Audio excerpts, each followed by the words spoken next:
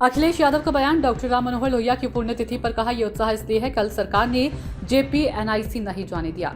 राम मनोहर लोहिया ने जन को जागरूक करने का काम किया। लोहिया के पद चिन्हों पर चलने का हम संकल्प लेते हैं। उत्तर प्रदेश की कानून व्यवस्था पर सवाल खड़ा करते हुए कहा कि NCRB के आंकड़े देखें कि उन आंकड़ों में जानकारी मिलती है कि बीजेपी सरकार में दलितों के प्रति घटनाएं बढ़ी है।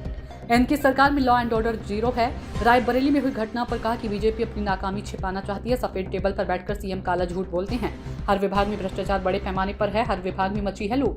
इनके एनकाउंटर से अगर लॉ एंड ऑर्डर ठीक होता तो सरकार उन अधिकारियों को जिम्मेदारी दी है जो उन्हें राजनीतिक लाभ पहुंचाए। राजनीतिक लाभ पहुंचाने वाले अधिकारियों को ही जिम्मेदारी दी गई है।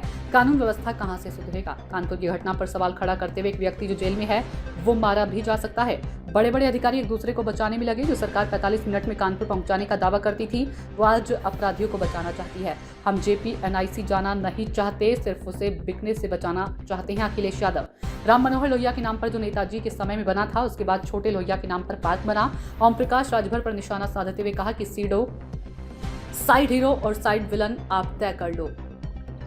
बीजेपी के लोग मुंह से स्वदेशी हैं, मन से विदेशी हैं। चीन से व्यापार क्यों हो रहा है? किसान लाठी खा रहा है, कोई किसान खाद नहीं दे रही, हर जगह लाठी चल रही है। चुनावी चंदे से बिहार जीतेंगे। सबसे बड़ी जातिवादी पार्टी बीजेपी है। कई जिले हैं जहां PDA के अधिकारी नहीं है। सजाती लोगों को पोस्टिंग दी जा रही है। दलितों पर अत्याचार किया जा रहा है। उनकी सूची बनाने का काम करेंगे। अमित शाह के मुस्लिम आबादी वाले बयान पर बोले, CM घुसपैठिए हैं जिन्हें उत्तराखंड भेज दिया जाए। ये हमारे मुख्यमंत्री जी किसको बेशरम कह रहे हैं? ये जनता जागरूक है और ये ज़माना चैट GPT का है, सोशल मीडिया का है। किसी भी रीच को आप रोक नहीं सकते हैं, हर व्यक्ति जानता है।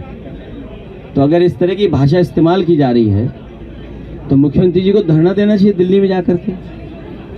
मैं तो कहूँगा कि मुख्यमंत्री जी को दिल्ली में जाके धरना देना चाहिए और खासकर वहाँ पर धरना देना चाहिए जो घुसपैठियों की बात कर रहे हैं। हरियाणा के AD इस पूरे मामले को लेकर के अब सवाल भी खड़े हो रहे हैं। उनकी पत्नी कल प्रेस कॉन्फ्रेंस करना चाह रही थी, उन्हें मीडिया से बात नहीं करनी थी। जाति को लेकर के एक चिंता का विषय है। डॉक्टर राम मनोहर लोहिया ने भी जाति तोड़ो और जाति खत्म हो। बाबा साहब भीमराव अम्बेडकर जी ने भी जाति को लेकर के कानून तक बना दिया और आज भी हम लोगों को देखना पड़ रहा है कि कहाँ जाति के आधार पर भेदभाव हो रहा है और उसकी वजह से जो सुनने में आ रहा है कि उसी की वजह से एक IPS की जान चली गई।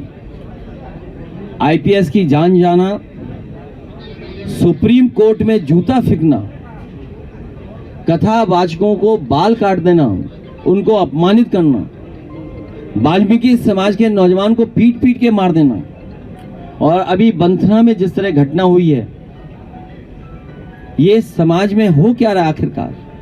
और ये आज की सरकार कर क्या रही है?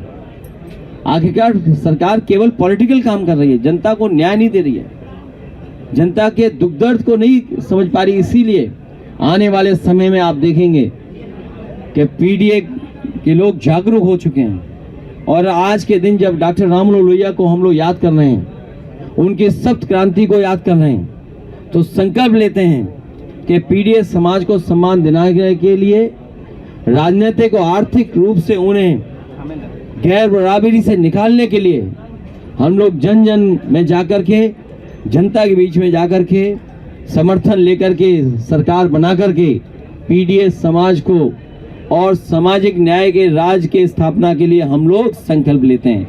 इन्हीं शब्दों के साथ पत्रकार साथियों को सूचना इंडिया के सभी दर्शकों को बधाई।